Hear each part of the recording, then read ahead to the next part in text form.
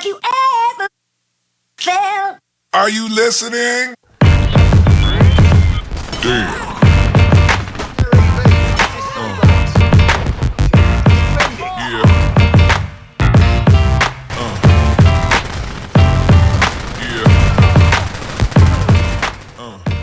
Welcome, guys and girls, to my latest look at what's shaping up to be my go-to game, Dirty Bomb.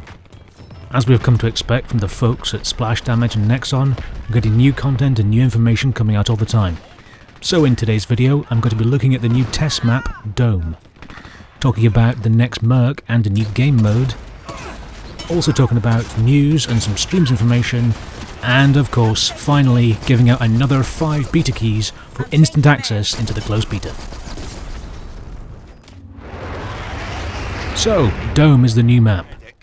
Or for those of you that were in the early closed alpha, they may remember it, but it's back with a number of changes based off that earlier playtest. It's a multi-stage map where attackers and defenders have a series of objectives set against a backdrop of that famous London landmark. As you can see from the footage, it's still an early blocking stage with very few textures applied, so it has a slightly detached feeling compared to existing maps. But you can tell there's a heavy influence of that parkour system at work here. Players have access to much more vertical areas of the map, and as such you find yourself having to be aware much more of the environment around you if you don't want to get ambushed from above. It's a larger map than we're used to. We not only have a vast topside, but there are also connecting tunnels that allow attackers and defenders to have flanking routes around the map. If I had to be critical, and this is the internet so obviously I do have to be critical, I'd say that it certainly feels like a different style of map to the ones that we've been playing recently. I know that it doesn't have textures currently, but somehow it feels less relatable as well. These don't feel like streets, it's more like an industrial or waste-grounded feeling. I'd agree that's a personal preference, and indeed people I talk to about it seem to be polarised as well.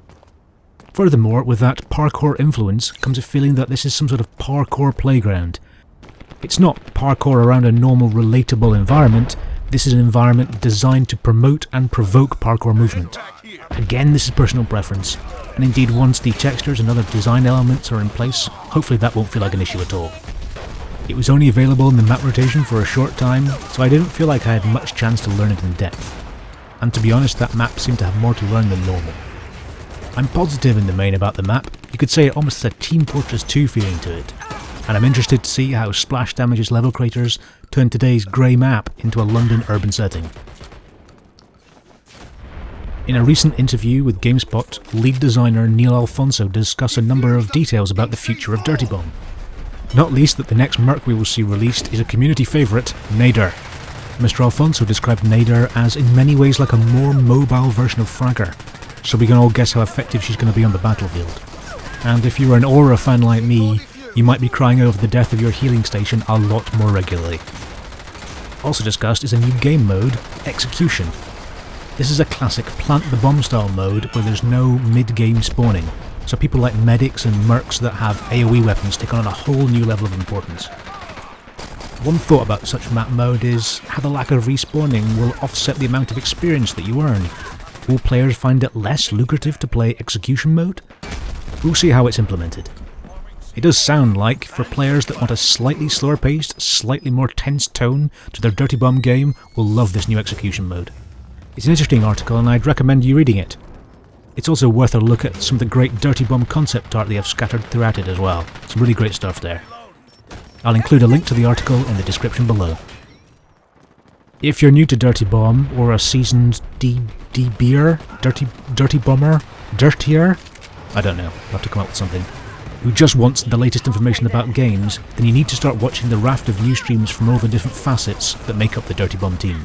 On Wednesdays, you can tune into the tuneful Splash Damage Community Manager Shoe and see some activity that at times borders on the romantic. Developers drop in and discuss a wealth of topics from UI design, map making, and even take questions from chat.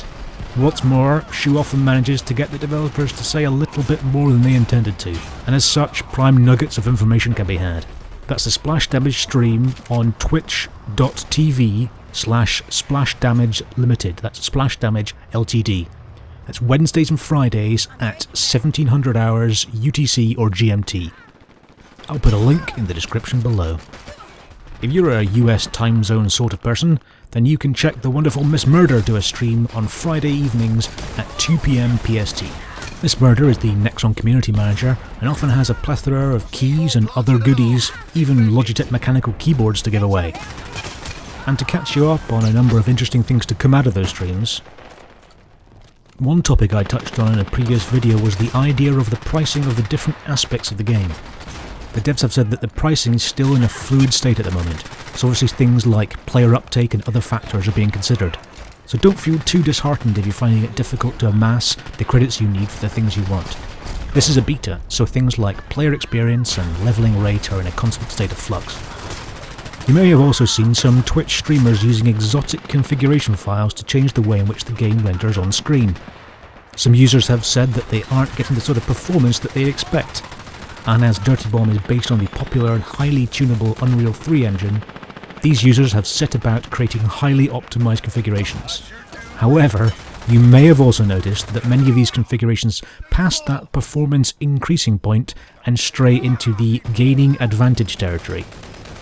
With no foliage and, in effect, no textures, it becomes very easy to identify enemies and mines and so on.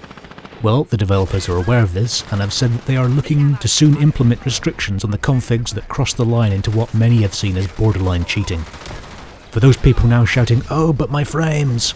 the developers have said that these restrictions will be focused on settings that gained advantage, but that not impacted game performance. Okay, you sat through the rest of the video. Well done. Good job. This time I'm giving out 5 keys to people in the comment section who use the 2 super double special words in their comment. You have to tell me the name of the next Merc released and the name of the new game mode. Both bits of information are in this video. It'll be first come first served, I'm afraid, so if you're watching this when the video is posted, jolly well get a move on. Again, post a comment with the name of the next Merc and of the next game mode. If you don't win, then don't worry. Hang out in those Twitch chat streams I mentioned, they give out a bunch of keys. Also, sign up on the Dirty Bomb site, they send out waves of keys, and that's normally every Thursday. Thank you very much for watching. If you like this video, why not thumb that thumb button, it helps me out a lot. If you liked it a lot, why not press that subscribe button? It's free and you get a nice notification when I do videos in the future. If you have any comments or questions, please feel free to pepper the comment section below and I'll get back to you. If you like, you can follow me on Twitter. I'm at LCTRGames. Thanks again for watching, and I'll see you next time. Take care.